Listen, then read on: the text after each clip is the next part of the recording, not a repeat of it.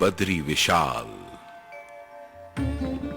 संपूर्ण पृथ्वी लोक में सर्वश्रेष्ठ स्थान है भारत, और भारत में सर्वश्रेष्ठ स्थान है श्री बद्री धाम, जहां पर स्वयं श्री नारायण हर पल हर घड़ी विराजमान रहते हैं। संपूर्ण सृष्टि में श्री नारायण का प्रिय स्थान और प्राणी को मोक्ष पाने का एकमात्र स्थान श्री बद्री धाम, और यहीं से एक रास्ता जाता है जहां से प्राणी शरीर के सहित स्वर्ग जा सकता है, जिसकी यात्रा सब यात्राओं से सर्वश्रेष्ठ है।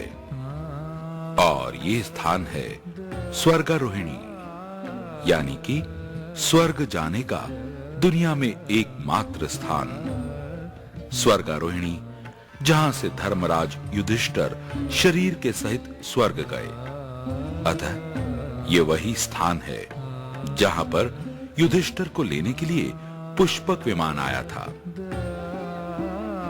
यहीं पर है दुनिया का सबसे पवित्र और सबसे बड़ा तीर्थ सतोपंथ सरोवर, जहां पर स्वयं त्रिदेव ब्रह्मा, विष्णु, महेश एकादशी के दिन इस पवित्र सरोवर में स्नान आदि करके तपस्या करते हैं। ये वो तपस्थली है जिसे प्राप्त करने के लिए बड़े बड़े संत मुनिजन ललायित रहते हैं।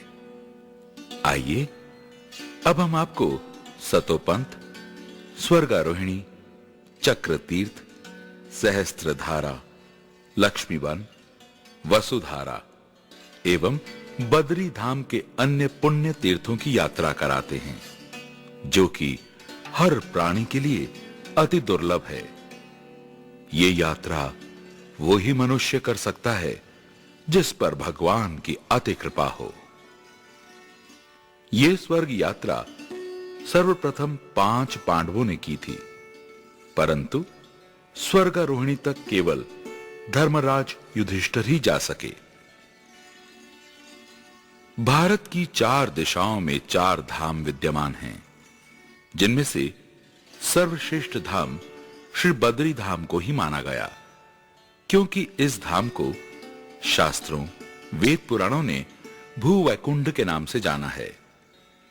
ये धाम आदि अनादि है।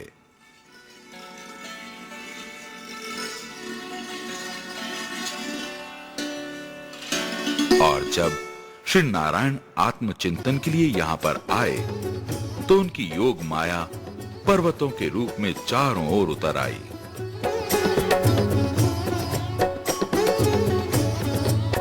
एक भैरवी चक्र आकाश में, एक भैरवी चक्र पृथ्वी के नीचे स्थित हो गया, और जहां पर स्वयं श्री नारायण विराजमान होते हैं, वो स्थान वैकुंठ बन जाता है।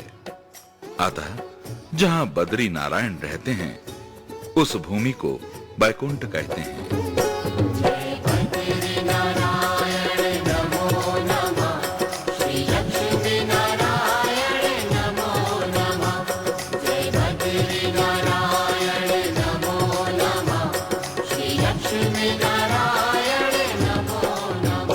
जहाँ बद्री नारायण रहते हैं, उस भूमि को वैकुंठ कहते हैं। जहाँ बद्री नारायण रहते हैं, उस भूमि को वैकुंठ कहते हैं। ये मोक्षदायिनी भूमि है, ये पतित पावनी भूमि है। ये मोक्षदायिनी भूमि है, ये पतित पावनी भूमि है। हम बद्री धाम के रजकण को नित्य अपने शीश पे रखते हैं। जहाँ बद्री नारायण। और तभी से बद्री धाम को भू वैकुंठ के नाम से जाना जाता है। इतना ही नहीं, बल्कि यहाँ पर रहने वाला हर प्राणी भी विष्णु रूप हो जाता है। इस भूमि पर रहने वाला हर जीव साधक नहीं, बल्कि सिद्ध होता है। दुनिया में किया हुआ हर पाप श्री बद्री धाम आकर धुल जाता है।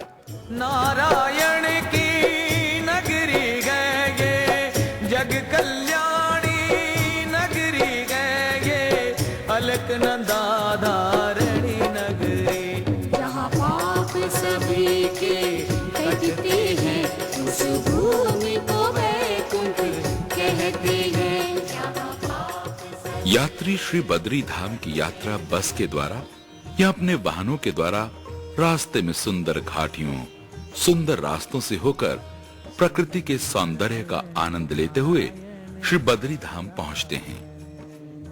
और बद्री धाम में पहुंचकर सबसे पहले अपने पुरोहितों से मिलकर रहने की व्यवस्था करते हैं।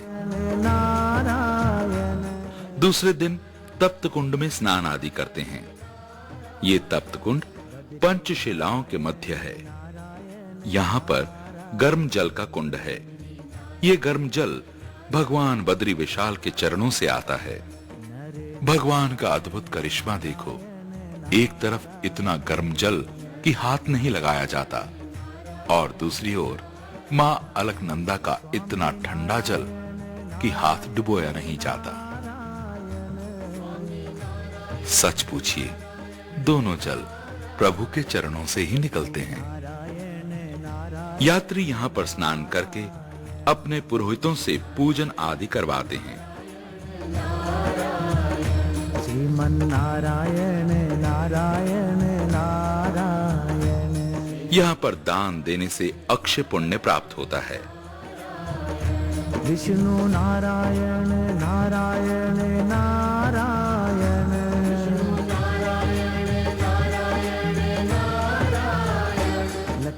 यात्रीगण दान दक्षिणा से निवृत्त होकर मां अलकनंदा के दर्शन के लिए जाते हैं। ये नारद शिला है। यहाँ पर यात्री स्नान करके प्रणाम एवं आचमन करते हैं। यहाँ पर गरुड़ शिला के नीचे भगवान बद्री विशाल के लिए चंदन घिसकर तैयार करते हैं। तप्त कुंड के ऊपर गरुड़ शिला के पास भगवान आदि केदारेश्वर का मंदिर है।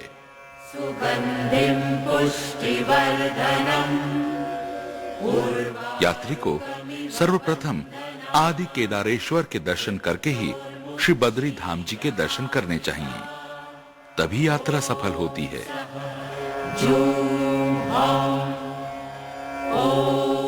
भगवान आदि केदारेश्वर के दर्शनों के बाद यात्री प्रसाद की दुकान पर पहुंचते हैं और अपनी श्रद्धा के अनुसार प्रसाद की थाली माला लेकर जाते हैं।